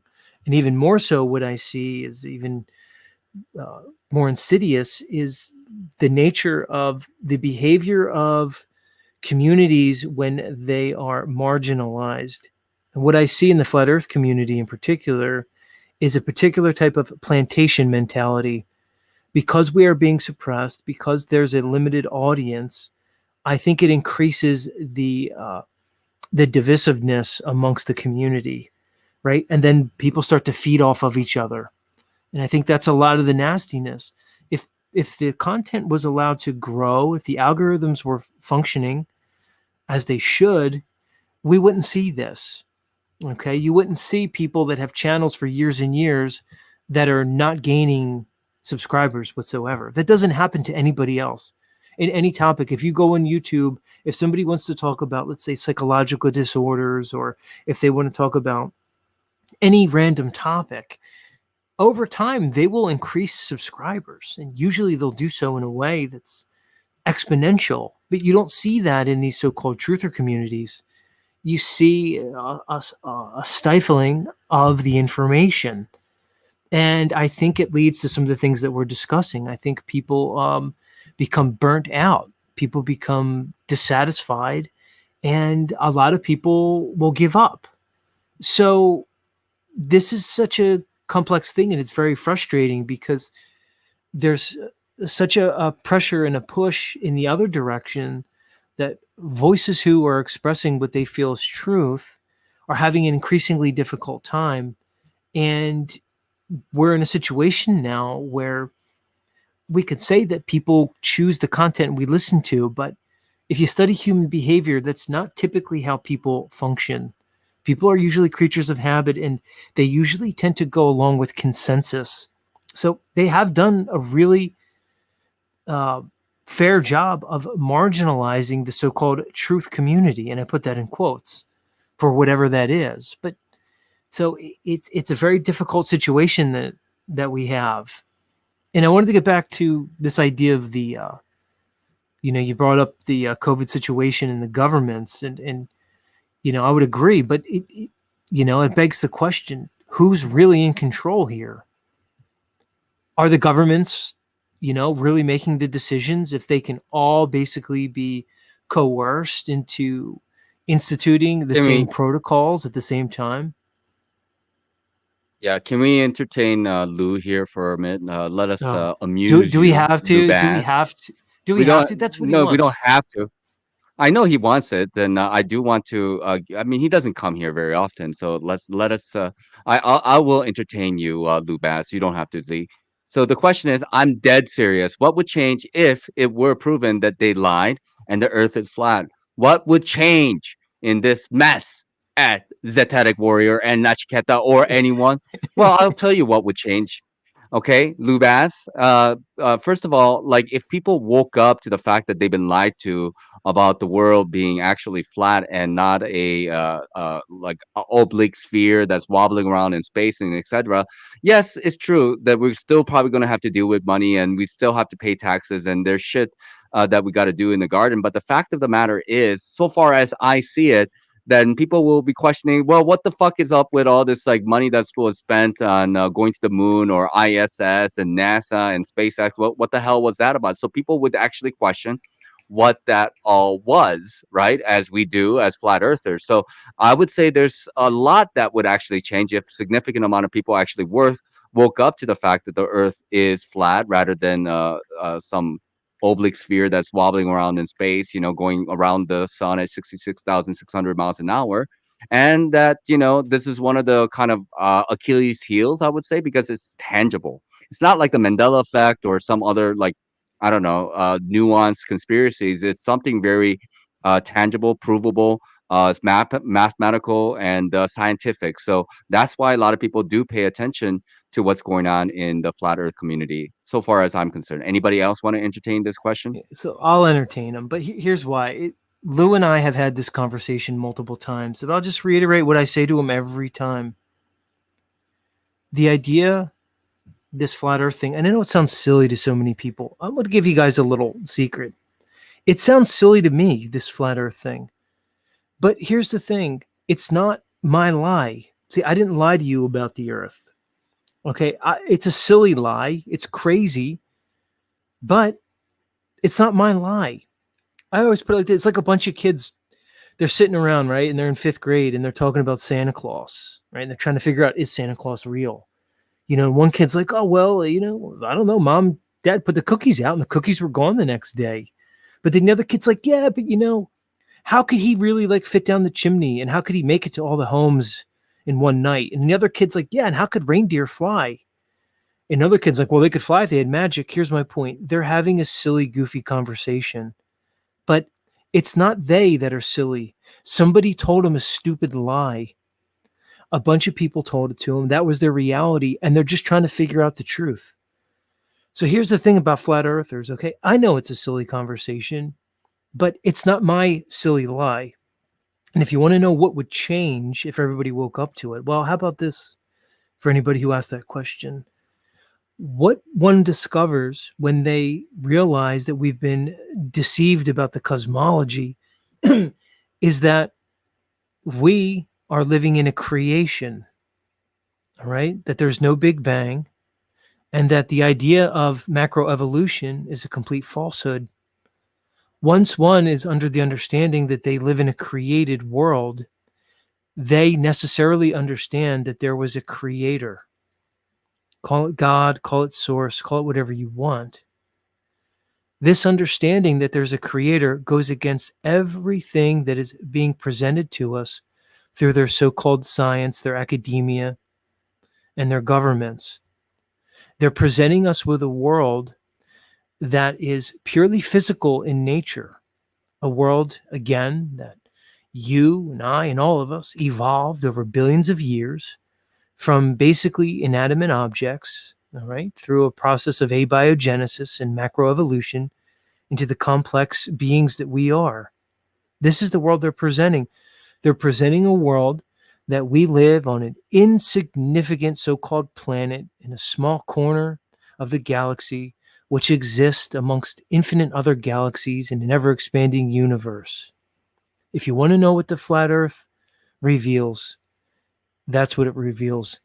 It reveals that as opposed to being insignificant nothings on a speck of dust, we are indeed important. We are at the center of creation with a creator being that had us in mind in a reality that we are central to. It gives us a sense of agency. It gives us a sense of importance. It implies morality, ethics, principles, values. This is what this is, way beyond the shape. Here, here. Thomas, any thoughts? Oh yeah, I was just Do you think it would make any difference? Of course. Any change makes a difference. How to quantify or mark what those changes are is a little bit trickier. But I like going back to what Nachiketa said is, some heads are going to roll, man. Let's get the pitchforks out. People have been lying to us. Like, that's what's going to happen, right? People are going to be pissed. I was pissed. It has to. It has to. Let's go. Someone's got to change things. And if you're not going to be the impetus of change, then what are you doing? What are you doing? So, yeah, if you don't think it's going to inspire action, then you're kidding, because of all the things that inspire action, deceit is a big one. People die from it every day. You lying to your wife, right? She's going to come at you with a knife. Don't think she won't. Right? It sounds like you have some personal experience there, Thomas. Yeah. I've never been married, but we see it every day. Like, the reality is deception hurts bad, and it hurts worse. Blink twice if your wife is sitting right next to you. Look, people do not like to be lied to. It's one of the reasons why I go on here and I talk about this and others. And it's in many ways, it's to my detriment in some ways. And in other ways, it's very rewarding, because I hit a point where I believe that we've all been lied to on a very massive level. There's something in me that is compelled to talk about it. Others might not have it. And, whether or not we're right about it, maybe we're completely wrong. It's healthy for us to check ourselves consistently. Maybe we're all wrong. Maybe we're crazy. I don't think so, That's why I speak so openly about this. You know, but we, you know, there has to be an acceptance involved, because you will go mad if you don't come to some degree of acceptance regarding the nature of this reality, right? So, you know, a lot of people want to tell you this is God's green earth, and, you know, there's a benevolent, you know, God watching over us in the sky, and that may not be the situation here. We may be dealing with a reality that is deceptive by its nature. Which begs the question, you know, who is the God of this world? What are the Holy Scripts alluding to when they discuss it? The fall of man. These are the eternal questions that we must wrestle with. And again, it requires a degree of courage to even approach these concepts on a conscious level. So it's understandable why people will go along with consensus. You know, one, it's rewarded, and two, it's psychologically easier to do so. It's probably to their spiritual detriment, and that's the seems to be the weird juxtaposition and kind of the rub of life here in this reality, is that there seems to be a cost to spiritual things spiritual, and there seems to be a one-to-one relationship with gaining one's treasure in heaven and gaining one's earthly treasures. That's a strange thing that we seem to be dealing with here in humanity. And it's one of the issues I have with the prosperity preachers that we find in this New Age churchianity that seems to be so popular within this last century, is this idea that, you know, if you find favor with God, that you will be rewarded by necessity here on earth. And that if one is not showing earthly rewards, then in some way they're not pleasing God or something. And I think that this is, you know, a particular deception. And it begs the question, well, then which God are we talking about? The God of this world, or, you know, the God of spirit, the Almighty? And that's, again, these are uncomfortable issues to deal with, because it really goes down to the very fundamental nature of what it is to be man or woman, and what the nature of this reality truly is. And it may be something that's you know, less pleasant than most people would like to look at. So again, this goes back to my previous statement, that it enables me to approach some degree of compassion, even for those who would maybe even be considered, you know, an enemy. So it's difficult, and it is disheartening in so many ways. And I think that's why so many people lose themselves in the pursuit of truth, because it's daunting, and in many ways, you know, there's no end to it. There's no ultimate truth that can be found in this materialistic world. You know, it's only in some ideal form. It's only in the abstract that we can probably approach truth. And, you know, it's been said that there's no truth outside the gates of Eden. And I kind of can understand that statement, because once you're dealing with the material, the physical, a body that could be degraded, then the idea of some type of permanent ideal truth or an objective truth becomes very elusive. But again, these are the enduring questions throughout time. But with that, I'm going to leave it. Much love, Nachiketa, Thomas, and everybody else in the audience and panel. I had a good time, and hopefully we'll talk soon. Sounds good. Thanks for dropping by, Z. You take care. All right, everybody. Peace. Good stuff. Oh, yeah, always a pleasure hearing from Zedek. I was just thinking about Spaceballs and the scene where he goes, "I'm surrounded by assholes." And I can imagine Mel Brooks sort of felt that way being in Hollywood, right? Your Schwartz is bigger than my Schwartz. Exactly. Like just the mimicry of all this stuff from a guy that's right in the middle of all of it, right? Like everybody taking Star Wars seriously, and here he is going, "Hit the stop button." Just hysterical stuff. But ludicrous speed. Ludicrous speed, yeah. How fast are we going? Ludicrous, man. Ludicrous speed. Let's go. As fast as we can imagine. And the other one that comes to mind is Meet the Fockers. And of course, Mr. Fokker himself is a CIA agent, right? Like he's like right full on hardcore, master of deception. His kid's getting married and he's drugging the kid, right? Like just clear MK Ultra stuff. LSD experiment, truth serum, like just a bunch of Fockers. I'm surrounded by Fockers. Everybody's a Fokker. Yep. Fockers to the left, Fockers to the right, Fockers straight ahead. Just Fockers all around. I am tired of the Fockers, man. Bill, Mr. Duffy, welcome to the Fokker family. Congratulations. Yeah. You made the cut.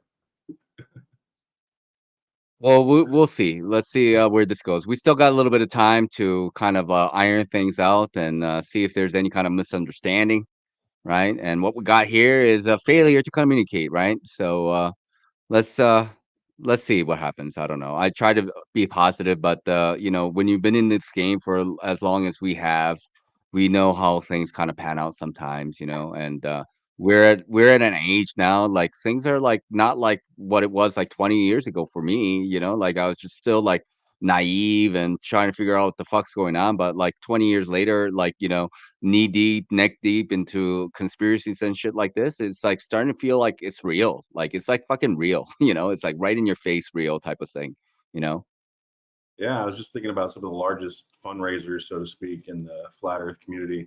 Well, you got to go with Bob, right? B.O.B., the rapper. He tried to raise 100,000 for a rocket ship, right? I think that was nothing ever came of that, as far as I know. Oh God! Thank God.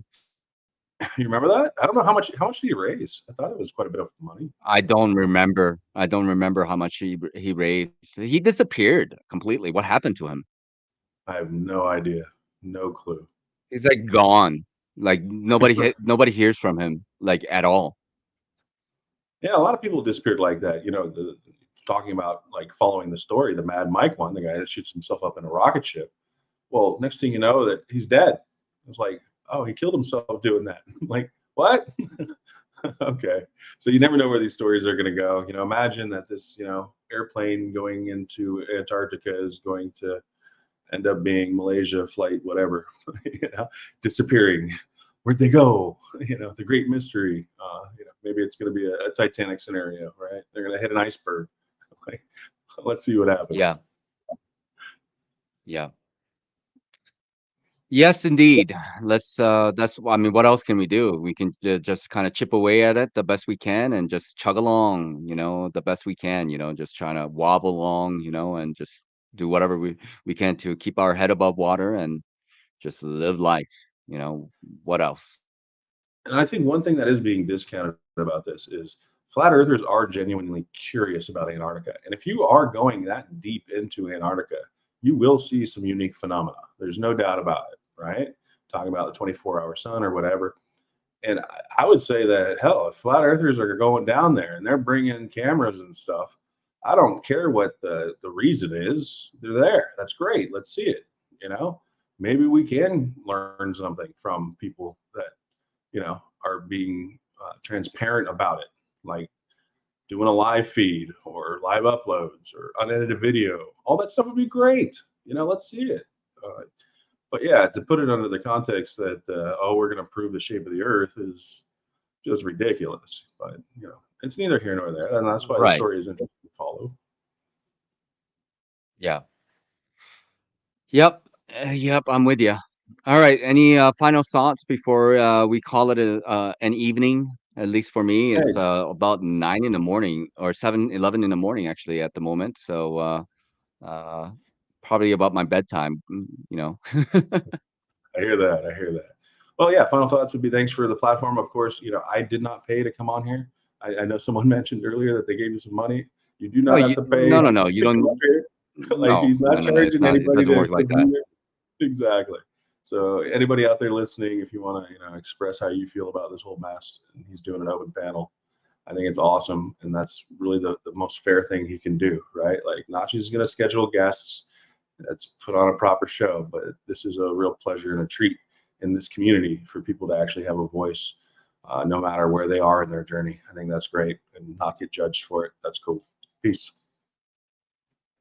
Thanks, Thomas. You take care, and have a good afternoon or evening wherever you are. And I just want to say to everybody, thank you very much for joining me today. And it was a special treat to have Z with us, of course, and everybody who has donated. I am very grateful for your support. But having said that, I will say this as a caveat. Um, I'm not going to give any kind of favoritism to anyone because they've donated or not donated.